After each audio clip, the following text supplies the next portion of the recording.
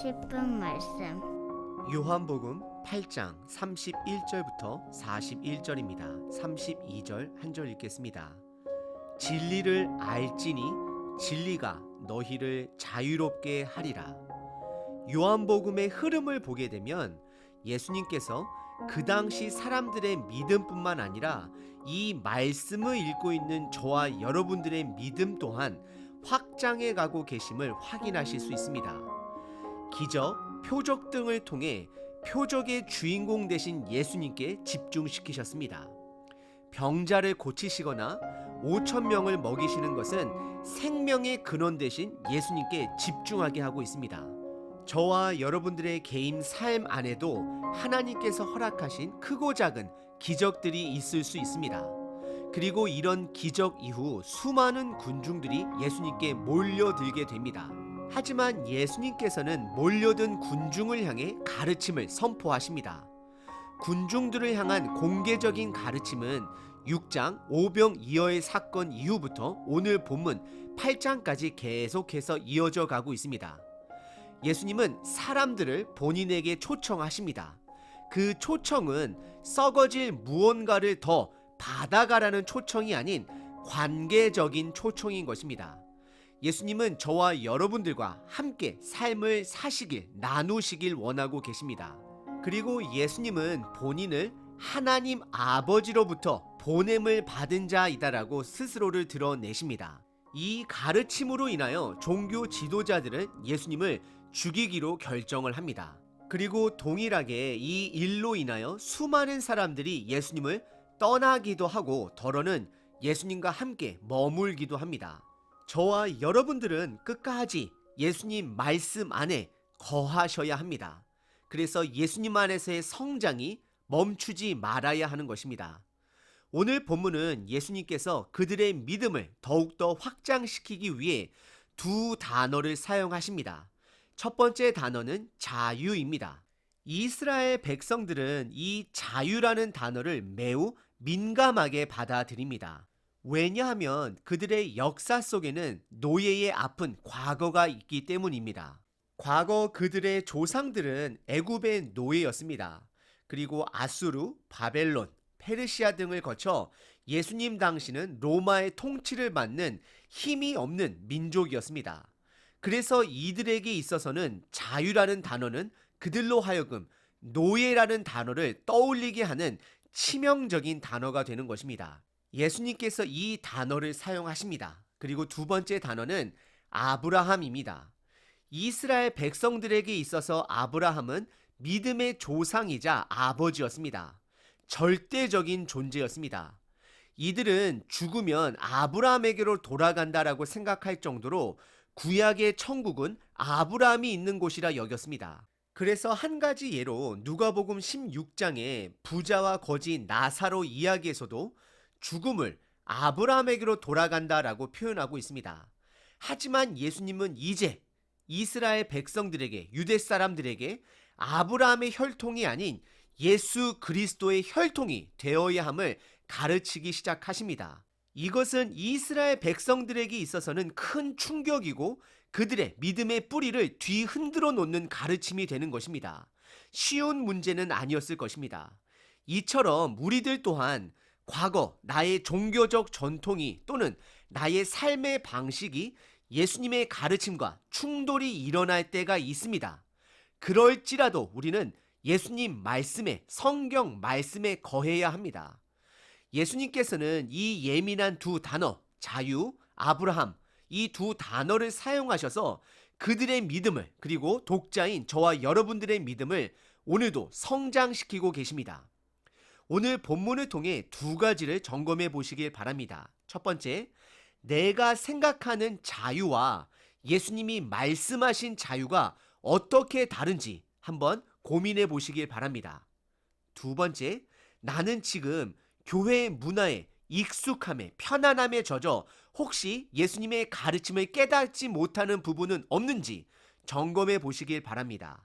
오늘 본문은 크게 두 부분으로 나눌 수 있습니다. 첫 번째는 진리가 너를 자유케 한다라는 진리 선포입니다.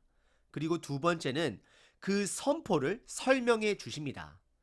예수님의 가르침 선포는 31절과 32절입니다. 그러므로 예수께서 자기를 믿은 유대인들에게 이르되 너희가 내 말에 거하면 참으로 내 제자가 되고 진리를 알지니 진리가 너희를 자유롭게 하리라 말씀하십니다. 간단하게 정리해 보면 지금 이 말씀을 듣는 자들은 예수님을 믿기 시작한 자들입니다. 그리고 내 말씀에 거하라. 그러면 참 제자가 된다 말씀하셨습니다. 참 제자가 되면 진리를 알게 되고 그 진리가 자유를 준다라고 말씀하고 계십니다. 말씀에 거하는 것은 예수님의 말씀을 깨닫고 깨닫는 거에서 머무는 자가 아니라 순종함으로 예수님의 참 제자가 되는 것을 말씀하고 있는 것입니다. 그렇게 되면 진리를 알게 된다 말씀하십니다. 여기서 말하는 진리는 나중에 예수님께서 오늘 본문을 통해서 다시 한번 설명해 주시겠지만 본인을 두고 말씀하는 것입니다. 예수님이 진리가 되는 것입니다. 저를 포함하여 많은 사람들이 여기까지는 이론적으로 잘 이해가 됩니다. 하지만 이 마지막 자유롭게 한다라는 것에 우리는 각자의 생각하는 자유롭다와 예수님이 가르치시는 자유롭다가 다를 수 있습니다. 이에 대한 설명은 두 번째 본문에서 살펴보도록 하겠습니다. 오늘 본문의 첫 번째 부분은 예수님의 선포로서 청중은 예수님을 믿기 시작한 자들이었고, 첫 번째, 내 말씀 안에 거하라 였습니다. 깨닫고 순종하라입니다. 두 번째, 그럼 참 제자가 된다 말씀하셨습니다. 세 번째, 그럼 진리를 알게 되고, 네 번째, 그것이 자유롭게 해준다라고 말씀하고 있습니다.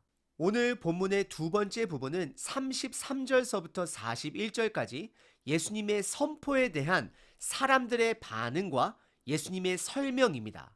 우선 33절에 한 그룹이 등장합니다. 이들은 30절에 예수님의 가르침을 듣고 예수님을 믿기 시작한 유대 그룹을 말하는 것입니다. 그 그룹이 갑자기 본인들이 아브라함의 자손됨을 강하게 드러냅니다. 그리고 이들은 한 번도 남에게 종된 적이 없다라고 반박을 합니다. 33절입니다. 그들이 대답하되 우리가 아브라함의 자손이라 남의 종이 된 적이 없거늘 어찌하여 우리가 자유롭게 되리라 하느냐라고 예수님께 되묻고 있는 것입니다. 이것은 이스라엘 백성의 아픔이자 자격지심입니다. 이들은 역사 속 애굽에, 아수르에, 바벨론에, 페르시아에, 그리고 예수님 당시 로마에게 통치를 받고 있었지만 그들의 정체성은 그들 나라에 속한 자들이 아니라 아브라함의 자손이라는 자긍심이 엄청났던 것이었습니다. 이들이 이렇게 반응하는 이유는 예수님께서 진리가 너희를 자유롭게 한다는 그 마지막 구절에 반발한 것입니다. 하지만 예수님이 말하는 자유와 이들이 생각하는 자유는 전혀 다릅니다. 이스라엘 백성들이 생각하는 자유는 정치적인 자유를 말하고 있습니다. 어떤 나라로부터의 자유를 말합니다. 하지만 예수님이 말씀하시는 자유는 정치적인 자유가 아닙니다. 그래서 예수님께서 34절에 본인이 생각하는 자유의 핵심을 말씀하고 계십니다. 34절입니다. 예수께서 대답하시되 진실로 진실로 너희에게 이르노니 죄를 범하는 자마다 죄의 종이다라고 말씀하고 계십니다. 예수님이 말씀하신 자유는 정치적 자유가 아니라 영적인 자유, 죄에 대한 자유를 말하고 있는 것입니다. 그것은 죄의 노예에서 자유롭게 되었음을 말하는 것입니다. 그리고 예수님이 말씀하시는 자유를 추가적으로 세 가지를 더 설명을 들어주십니다. 첫 번째는 35절에 영원한 하나님의 자녀가 되는 것이 자유다라고 말씀하십니다. 종은 종일 뿐 자녀가 될 수 없습니다. 하지만 자녀라는 것은 영원히 아버지와 자녀가 신분이 부모와 자녀로서 영원하다라는 것을 말씀하고 있는 것입니다. 35절입니다. 종은 영원히 집에 거하지 못하되 아들은 영원히 거하니라고 말씀하십니다. 그리고 두 번째 자유에 대한 설명은 36절에 하나님의 아들 예수님이 그들을 자유롭게 할 수 있을 것이다 라고 설명하십니다. 36절에 등장하는 아들은 일반 아들이 아닌 예수님을 말씀하는 것입니다. 36절입니다. 그러므로 아들이 예수님을 말하는 거죠. 예수님이 너희를 자유롭게 하면 너희가 참으로 자유로우니라 라고 말씀하시며 오직 예수님을 통해서만 자유로워짐을 가르쳐 주고 계십니다. 그리고 세 번째는 37절에 이제는 아브라함의 자손이 아닌 예수님의 말씀에 뿌리를 두는 예수님에 속한 자손이 되어야 함을 말씀하고 계십니다. 37절입니다. 나도 너희가 아브라함의 자손인 줄 아노라. 그러나 내 말이 너희 안에 있을 곳이 없으므로 나를 죽이려 하는도다 라고 예수님께서 말씀하십니다.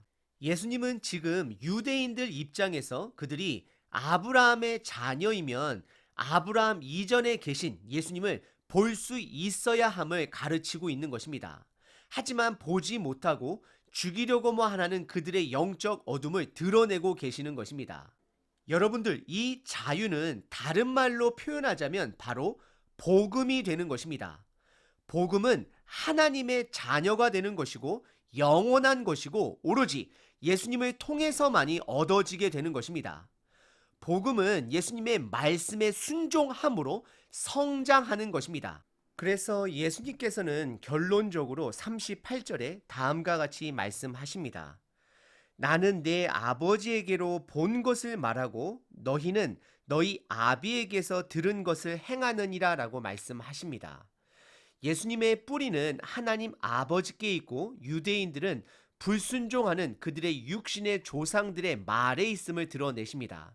그리고 이들은 39절에 끝까지 그들의 아버지는 아브라함임을 강조하며 그들의 잘못된 믿음을 인정하지 못하자 예수님은 그들을 향하여 아브라함의 가르침까지 지키지 않는 자들이다라고 말씀을 하고 계십니다.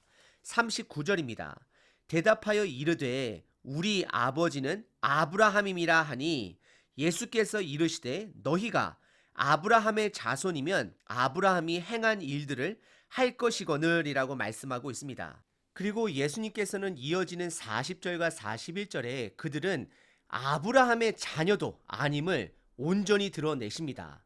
그러자 이들은 끝까지 본인들은 유일한 한 분만을 믿는 구원된 민족임을 드러내고 있습니다. 40절과 41절입니다. 지금 하나님께 들은 진리를 너희에게 말한 사람인 나를, 예수님이죠. 나를 죽이려 하는도다. 아브라함은 이렇게 하지 아니하였느니라. 즉 아브라함과 그들은 상관이 없음을 드러내십니다. 41절 너희는 너희 아비가 행한 일을 하는도다. 즉 불순종하는 자손임을 말하고 있고요. 대답하되 그들이 대답하는 거죠. 우리가 음란한 데서 나지 아니하였고 아버지는 한 분뿐이시니 곧 하나님이 시로다라고 때를 쓰는 모습을 성경은 보여주고 있습니다. 오늘 본문의 두 번째 부분은 예수님께서 진리가 너희를 자유롭게 한다라는 말씀을 설명해 주셨습니다. 하지만 여전히 이스라엘 백성들은 진리 대신 예수님을 인정 안 함으로 자유롭지 못한 그들의 모습을 드러내고 있습니다. 오늘 예수님께서 말씀하신 자유는 복음을 말하는 것입니다. 복음은 내가 죄를 마음대로 짓기 위해 주어진 자유가 아닙니다. 오히려 반대로 예수님의 은혜에 감사하여 성경 말씀대로 순종하며 살아갈 자유를 말하는 것입니다. 오늘 예수님께서는 말씀에 거하는 자, 즉 예수님의 복음을 깨닫는 자는 예수님의 제자가 된다는 것을 말씀하셨습니다. 제자가 되면 진리를 깨닫게 되는데 이것은 복음의 삶을 살아내는 것을 말하고 있습니다.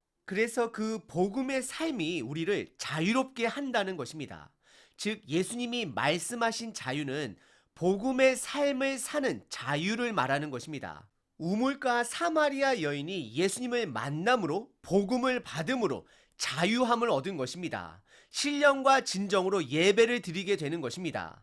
반대로 베데스다 연못에서 38년 된 병자는 예수님으로부터 병의 치유는 받았지만 복음은 받지 못했습니다. 진리를 받지 못했기 때문에 그는 복음대로 살 수 있는 자유는 얻지 못하게 된 것입니다.